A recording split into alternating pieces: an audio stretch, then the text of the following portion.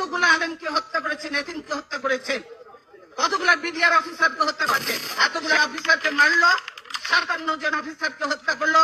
সেদিন হাফিজ হাসিনার এই ফোর্স কোথায় ছিল? কেন সে ফোর্স পাঠায় নাই? আসলে সে নিজেই জড়িত ছিল এই হত্যাকাণ্ডের সঙ্গে।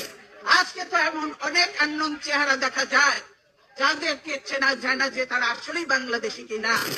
গণতন্ত্র চাবেন না, দেশ রক্ষা করতেও চাবেন না, গোলামি করবেন, দালালি করবেন। এই গোলামি তো রাখবে না। লিন্দুক দর্জির ইতিহাসটা পড়ে দেখেন, সেও কিন্তু টেকে নাই বেশি দিন, তাকেও বিদায় নিয়েছে এত দালালি করে, দেশ বিক্রি করে। কাজে এই দেশ বিক্রি চলবে না হাসিনা, দেশ রক্ষা হবে ইনশাআল্লাহ। আজকে সকলের দায়িত্ব হয়ে গেছে দেশ বাঁচানো, মানুষ বাঁচানো। আর আপনারা ঘরে ঘরে ঢুকে এখন মানুষ হত্যা করছে। এই মা বোনের কান্না, এই আলেম এতিমের কান্না, এই বিডিআর এর